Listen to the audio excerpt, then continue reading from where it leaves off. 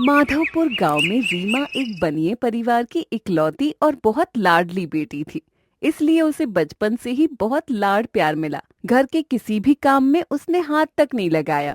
फिर एक दिन, अरे रीमा, कब तक यूं सोती रहेगी? दिन चढ़ आया है, 10 बज गए हैं। उठ जा, कुछ काम कर ले, नहीं तो जब तेरी शादी होगी तो क्या ससुराल में भी सोती रहेगी? मम्मी प्लीज सोने दो, आप तो सुबह सुबह ही नींद खराब कर देती हो। हे भगवान, ऐसी लड़की को कौन अपने घर में बहू बनाएगा? मेरी किस्मत ही फूटी थी जो कुछ सिखाया नहीं इसको। पापा देखो ना, मम्मा कितना डांटती हैं मुझे सुबह सुबह। अरे रहने दो कुसुम। क्यों उसकी नींद खराब कर रही हो? मेरी इकलौती बेटी है। अगर मुझ पर राज नहीं करेगी तो किस पर करेगी? हाँ हाँ, आप ही के लाड़ प्यार ने तो इसे सर पर चढ़ा रखा है। शादी के बाद जब इसके सास ससुर कहेंगे कि कुछ सिखाया क्यों नहीं, तब मत बोलना। अरे जब की जब देखेंगे। अभी तो नाश्ता बनाओ। बहुत भूख लगी है। कुछ चटपटा बना दो। चटपटा खाना है तो खुद बना ले जाकर रसोई में, मुझे और भी काम है। रहने दो मम्मी, मैं कॉलेज में कुछ खा लूंगी। गुड़िया रुको। ये लो 500 रुपए। कुछ अच्छा खा लेना। हे भगवान, ये दोनों बाप बेटी मिलकर मेरा दिमाग खराब कर रहे हैं। एक भी काम ढंग से नहीं करते। धीरे धीरे समय बीतता गया और रीमा और भी ज्यादा बिगड़ती गई। फिर एक दिन पड़ोसन मीना दरवाजे पर आई। कुसुम बहन सुनो तो, आपकी रीमा अब बड़ी हो गई है, सुंदर भी है और समझदार भी दिखती है। मैं उसके लिए एक रिश्ता लेकर आई हूँ।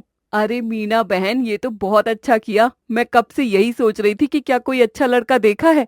हाँ, सुमित्रा का बेटा है, नाम है विवेक। बहुत अच्छा लड़का है, पढ़ा लिखा है और खुद का बिजनेस करता है। और सुमित्रा भी बहुत समझदार और सुलझी हुई औरत है। आपकी रीमा उस घर में रानी की तरह रहेगी। अरे वाह, ये तो बहुत ही अच्छी बात है। फिर तो कल ही बुला लो सबको। कल रीमा का कॉलेज भी बंद है और उसके पापा भी घर पर रहेंगे। हाँ हाँ ठीक है, मैं कल सबको बुला लूंगी। इतना कहकर मीना चली जाती है। शाम को रमेश जैसे ही दुकान से घर आता है तो कुसुम बड़े प्यार से खाना बना रही होती है और गुनगुना रही होती है। अरे भाग्यवान। आज बड़ी खुश दिख रही हो। क्या बात है? हाँ जी, आज हमारे लिए बहुत अच्छा रिश्ता आया है। हमारी रीमा के लिए बड़ी पड़ोसन मीना आई थी अपने सहेली सुमित्रा के बेटे विवेक का रिश्ता लेकर। अच्छा लड़का है। हाँ जी, बहुत अच्छा है, पढ़ा लिखा और बिजनेस करता है। और सुमित्रा भी बहुत नेक औरत है। ठीक है। अब कब बुलाया है उन्हें? कल सबको बुलाया है। कब बड़ी हो गई ये लड़की, पता ही नहीं चला। जब जाएगी तो घर एकदम सूना हो जाएगा। हाँ जी, मगर लड़की तो पराया धन होती है ना, एक दिन तो विदा करनी ही पड़ती है। इतने में रीमा कॉलेज से घर आती है। अरे ओ रीमा, सुन, कल तैयार रहना, लड़के वाले आ रहे हैं तुझे देखने। और हाँ, आज से ही रसोई में मेरी मदद करेगी, समझी? मम्मी प्लीज, आप भी ना हर बात में काम करवाने लगती हो। कौन घंटों किचन में खड़ा रहेगा? ससुराल में होगा तो ऑनलाइन खाना मंगा लूंगी या नौकर रख लूंगी। हे भगवान, इस लड़की को कैसे समझाऊं? चल अब कोई बहाना नहीं, फटाफट चल रसोई में, सब्जी काटने में मेरी मदद कर। मम्मी आ रही हूँ। इतना कहकर रीमा भारी मन से अपनी माँ के साथ रसोई में जाती है और सब्जी काटने लगती है। तभी कुसुम उसे देखकर सोचती है, हे भगवान, इसे तो सब्जी काटनी तक नहीं आती। ये शादी के बाद घर कैसे संभालेगी पता नहीं। मेरी बेटी को कोई समझदार सास मिले जो इसे प्यार से सब सिखा सके। तभी रीमा सब्जी काटने के बाद बिना कुछ बोले चुपचाप अपने कमरे में चली जाती है। जैसे ही सुबह होती है, लड़के वाले रीमा को देखने आ जाते हैं। सब लोग बैठक में बैठे होते हैं। तभी सुमित्रा मुस्कुराते हुए कहती है, अरे बहन जी, चाय नाश्ता हो गया। अब अगर बहू रीमा को भी बुला दे तो हम उससे थोड़ी बात कर लें, उसे देख लें तो अच्छा रहेगा। हाँ हाँ बहन जी, क्यों नहीं, आप बैठिए, मैं अभी रीमा को लेकर आती हूँ। कुसुम जल्दी से रीमा के कमरे की ओर जाती है और दरवाजा खटखटा कर कहती है, अरे रीमा, तू अब तक तैयार नहीं हुई? लड़के वाले आ चुके हैं, जल्दी उठ और तैयार हो जा, सब इंतजार कर रहे हैं। मम्मी बस 2 मिनट और, मैं थोड़ी सी रेडी हूँ, आप इतना जल्दी क्यों मचा रही हो? तूने अब तक कपड़े भी नहीं बदले, तैयार भी नहीं हुई? भगवान, क्या करूं मैं इस लड़की का।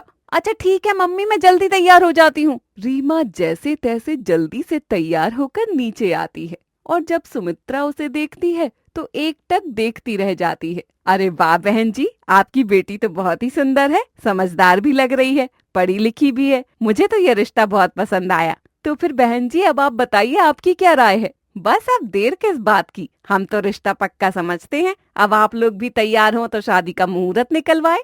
क्यों नहीं बहन जी। आपकी जैसी सुलझी सास हो तो हम बिल्कुल तैयार हैं।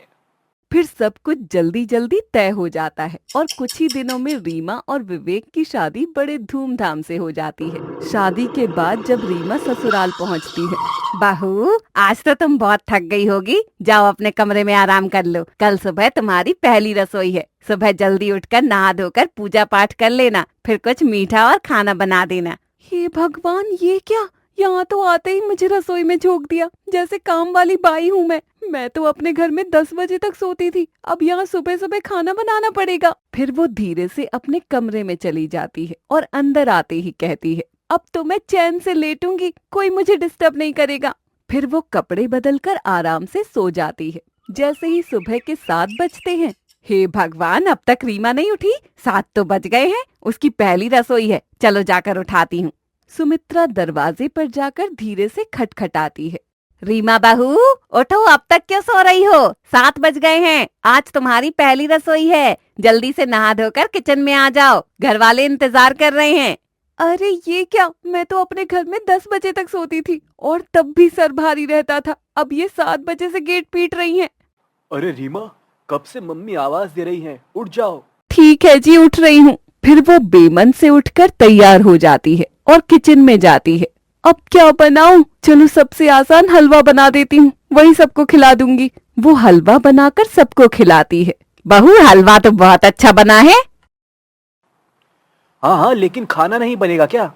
नहीं नहीं, मुझे तो बहुत सर दर्द हो रहा है और बुखार जैसा लग रहा है मम्मी जी, अगर आप कहें तो मैं बना दूंगी, लेकिन ये तबीयत बहुत खराब लग रही है। लगता है शादी की थकावट से तबीयत खराब हो गई। बहू तुम आराम करो, आज मैं बना लेती हूँ, लेकिन कल से संभाल लेना।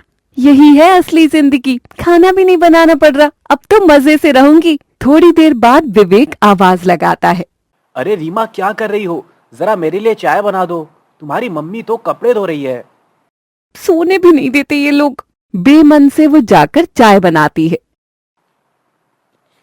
अरे तुमने चाय ठीक से उबाली भी नहीं है, चाय पत्ती भी कम डाली है, इसमें कोई स्वाद ही नहीं आ रहा। जी मैंने तो वैसे ही बनाई जैसी बनती है, अब टेस्ट अच्छा नहीं आया तो मैं क्या करूं? अच्छा ठीक है, अगली बार ध्यान से बनाना। रीमा वहाँ से चुपचाप चली जाती है। शाम को सुमित्रा फिर से आवाज देती है। अरे रीमा बहू, अब तो ठीक लग रही हो, तो चलो खाना बना लो, पापा जी के लिए अलग से दाल चावल बना देना, विवेक को रोटी ही चाहिए और बाकी सबके लिए भी खाना बना दो। हे भगवान, कितना खाना बनाना पड़ेगा, क्या करूं अब? फिर वो किचन में जाती है और जानबूझकर अपने हाथ पर हल्का सा गरम तेल गिरा देती है और रोने लगती है। मम्मी जी मेरा हाथ जल गया, बहुत दर्द हो रहा है। क्या हुआ बहू, कैसे जल गया? मम्मी जी मैं तेल डाल रही थी, तभी उड़कर हाथ पर पड़ गया, बहुत जलन हो रही है। अच्छा तुम आराम करो, मैं बना लेती हूँ खाना। फिर सुमित्रा खाना बनाकर सबको खिलाती है और रीमा अपने कमरे में जाकर लेट जाती है। यही तो चाहिए था, अब ये लोग खुद ही सब काम करेंगे और मैं आराम करूंगी, मजे से कटेगी जिंदगी। अगली सुबह घर में सुमित्रा की पुरानी सहेली राधा आती है। दरवाजे पर दस्तक देकर बोलती है। अरे ओ सुमित्रा, कितनी देर से देख रही हूँ तू रसोई में लगी हुई है, बहू दिखाई नहीं दे रही, उठी नहीं क्या? अरे राधा, वो अभी तक नहीं उठी, शायद रात में उसकी तबीयत थोड़ी खराब थी, इसलिए सो रही है। अच्छा, शादी करके आई है और अभी से तबीयत खराब रहने लगी? अरे कुछ नहीं, बच्ची है, थोड़ा थक गई होगी, मैं बुला लेती हूँ। सुमित्रा रीमा के कमरे में जाती है। बहू चलो, कुछ मेहमान आए हैं, अच्छे से मिल लो, थोड़ा बात कर लो, वैसे भी राधा जी खासकर तुमसे ही मिलने आई हैं। मम्मी जी मुझे नहीं जाना, मेरी कमर में बहुत दर्द हो रहा है। बहू ये क्या बात हुई, जब से आई हो कभी बुखार, कभी सर दर्द, कभी कमर दर्द, ऐसे कैसे घर चलेगा? मम्मी जी जब दर्द होता है तभी तो बोलती हूँ। अच्छा ठीक है, लेकिन नीचे जाकर मिलना जरूरी है, सब तुम्ही से मिलने आए हैं। फिर रीमा बेमन से उठती है और नीचे आकर राधा के सामने जाती है। नमस्ते आंटी जी। नमस्ते बेटा, कैसी हो, ठीक हो ना? जी हाँ ठीक हूँ। तुम तो बहुत नाजुक सी लग रही हो और सुनने में आया है कि अपनी सास से सारा काम करवाती हो, खुद क्यों नहीं करती? मेरी तबीयत अक्सर ठीक नहीं रहती आंटी जी, इसलिए मम्मी जी ही सारा काम कर लेती हैं। अच्छा ठीक है, मैं चलती हूँ फिर। रीमा चुपचाप कमरे में वापस चली जाती है। राधा जाते जाते सुमित्रा से कहती है, तेरी बहू के तो नखरे ही कुछ अलग है, मुझे नहीं लगता उसकी तबीयत में कुछ खराबी है, मुझे तो सब नाटक लगता है। नहीं राधा, बच्ची है, शायद धीरे धीरे सब सीख जाएगी। राधा चली जाती है। सुमित्रा थोड़ी देर बाद रीमा के कमरे में जाती है और बैठ जाती है। बहू ये क्या तरीका है बात करने का? मेहमानों से ऐसे बर्ताव करते हैं और मुझे तो तुम ऐसे बात करती हो जैसे मैं पराई हूँ। मम्मी जी मुझे नहीं होता ये सब, आप ही सबको मना कर दिया करो ना। तमीज से बात करो रीमा, मैं तुम्हारी सास हूँ लेकिन माँ से कम नहीं हूँ। अगले दिन अब मुझे बहू को अपने तरीके से लाइन पर लाना होगा, वो ऐसे नहीं सुधरने वाली। सुमित्रा नाटक करती है कि उसे बहुत तेज चक्कर आए हैं और वो बेहोश हो जाती है। घर में हड़कंप मच जाता है। मम्मी जी आपको क्या हो गया? रीमा बहू मुझे तो पहले से ही हार्ट में थोड़ी तकलीफ थी, पर मैंने तुम्हें कभी नहीं बताया। डॉक्टर ने काफी पहले ही बोला था कि सर्जरी करानी पड़ेगी, पर उस वक्त विवेक की शादी थी, घर की जिम्मेदारियां थी, सब कुछ छोड़कर हॉस्पिटल जाना मुझे ठीक नहीं लगा, इसलिए मैंने सर्जरी टाल दी। अब मुझे कुछ दिन आराम करना पड़ेगा, दवाइयां लेनी होगी और फिर सर्जरी की तैयारी करनी होगी, इसलिए अब इस घर की सारी जिम्मेदारी तुम्हारे कंधों पर आ गई है बहू। हे भगवान, अब मैं क्या करूं? कौन सब काम करेगा? न नौकर है न मम्मी जी काम कर सकती हैं।